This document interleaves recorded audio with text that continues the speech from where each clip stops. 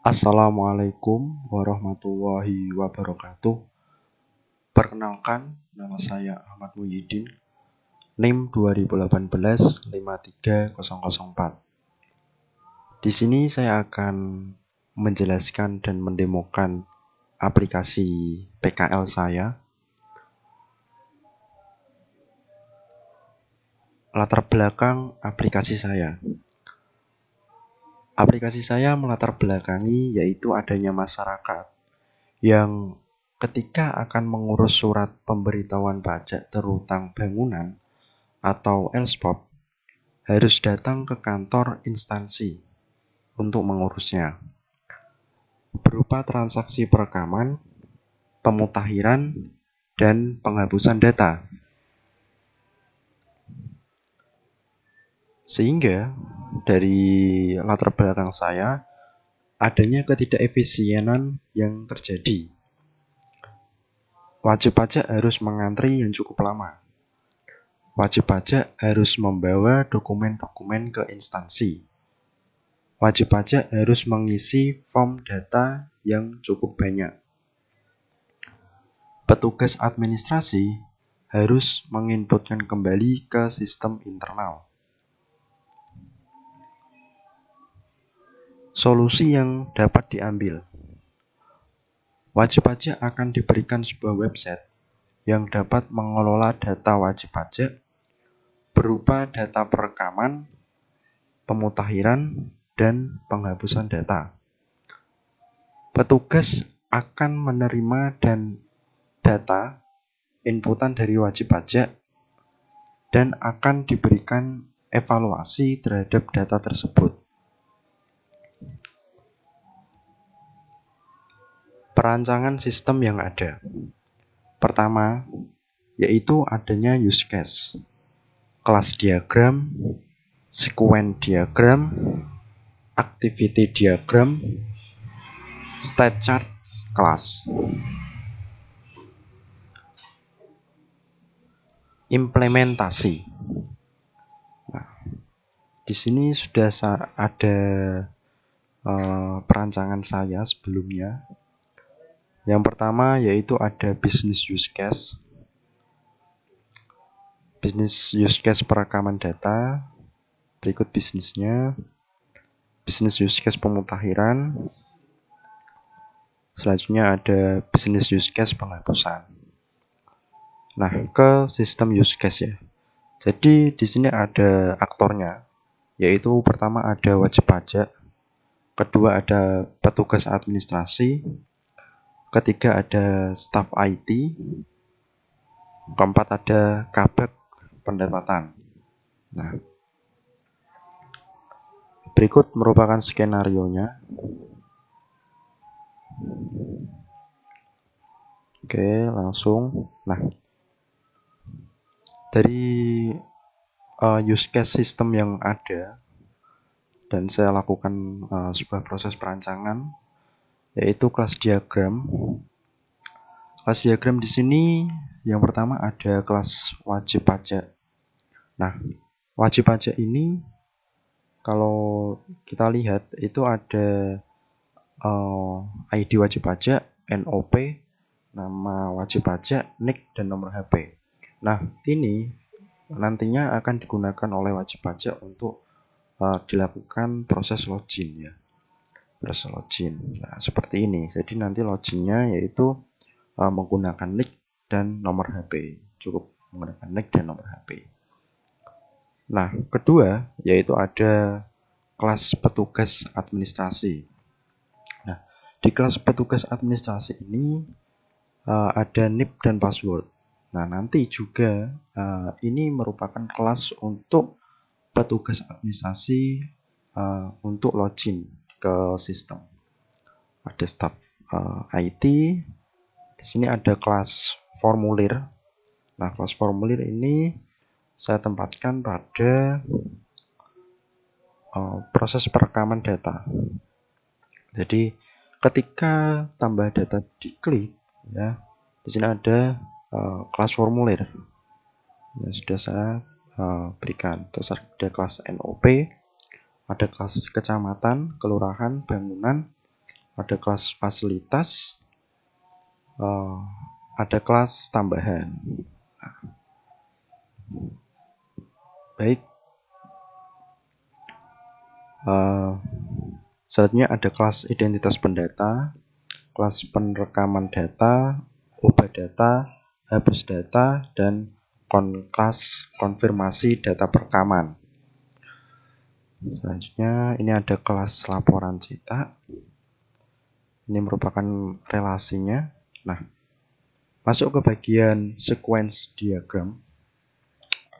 Sequence diagram bagian login, yaitu bagian login ketika si wajib pajak membuka website SPPT, Elspop, dia akan diarahkan ke dashboard. Jadi nggak perlu login dulu, jadi langsung diarahkan ke dashboard. Dan ketika dia melakukan memilih sebuah transaksi, semisal perekaman data, dia akan dicek dia sudah login atau belum. Nah, ketika belum, dia akan diarahkan ke menu login. Nah, setelah dilakukan login dan berhasil, dia akan bisa mengakses halaman perekaman data. Baik, ini proses login. Terus ada perekaman data tadi ya. Nah, di perekaman data ketika proses login berhasil, wajib pajak akan ditampilkan halaman seperti berikut. Jadi di bagian atas itu ada bagian tombol untuk tambah data atau perekaman. Nah, di bagian bawah itu ada detail transaksi yang sudah ke-record atau kerekam. Diklik tambah data. Di sini ada kelas formulir tadi, terus lanjut ke kelas bangunan, terus lanjut ke kelas fasilitas. Nanti wajib pajak akan memilih dan mengisi data sesuai pajaknya. Nah, selanjutnya klik kirim, nanti akan kesimpan ke database dan selanjutnya akan diberikan evaluasi oleh petugas. Selanjutnya, nah sebelumnya ini ada sequence login ya. Sequence login itu nggak hanya wajib pajak saja, tapi juga ada petugas administrasi dan staf IT. Nanti akan login juga. Nah, next, ubah data. Nah, di ubah data sendiri ini akan ditampilkan seperti ini. Nah, namanya pemutahiran data. Nah, di pemutahiran data, wajib pajak akan ditampilkan berupa data yang sudah kerekam di wajib pajaknya itu sendiri. Nah, di wajib pajak di pemutahiran data ini hanya ada detail transaksi dan juga edit data. Nah, di edit data sendiri nanti akan ditampilkan data yang sudah terekam, ya kan? Akan ditampilkan data sudah terekam. Nah, selanjutnya yaitu hapus data. Nah, di dalam hapus data sendiri akan ditampilkan record data yang sudah terekam seperti ini. Dan di dalam hapus data wajib pajak sudah diberikan NOP. Nah, di sampingnya ada detail transaksi dan aksi, yaitu hapus data. Selanjutnya ada konfirmasi data perekaman. konfirmasi data perekaman.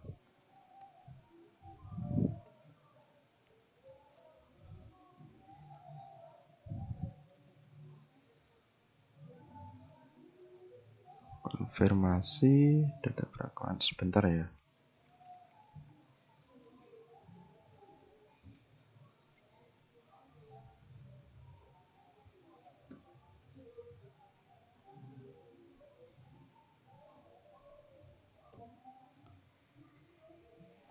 Dalam sequence konfirmasi data perekaman, di sini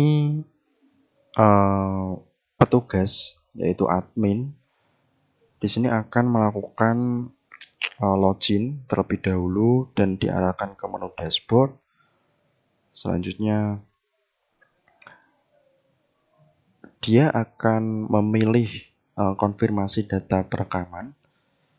Nah, di konfirmasi data perekaman di sini akan disuguhkan beberapa data yang sudah berhasil direkam dan diinputkan oleh wajib pajak.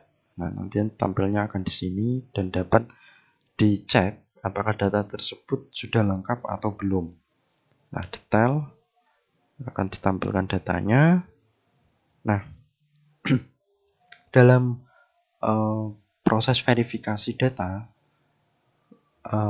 petugas akan disediakan form catatan seperti ini untuk data yang atau data inputan dari wajib pajak yang masih kurang. Semisal dinding. Nah, dinding ini dia nggak menginputkan data atau kosong, padahal dinding ini wajib gitu kan. Nah, nanti diberikan catatan ini. Nah, nanti akan ditolak ketika ada yang kosong atau ketika ada yang kurang lengkap, data tersebut akan ditolak dan diberi catatan. Ditolak. Kalau data tersebut oke atau sudah komplit semua, akan disetujui. Ya. Oke, next. Konfirmasi data ubah. Konfirmasi data ubah pun juga begitu ya. Konfirmasi data ubah, jadi dia akan diberikan detail kayak gitu. Konfirmasi data hapus juga begitu. Nah, di dalam sequence cetak,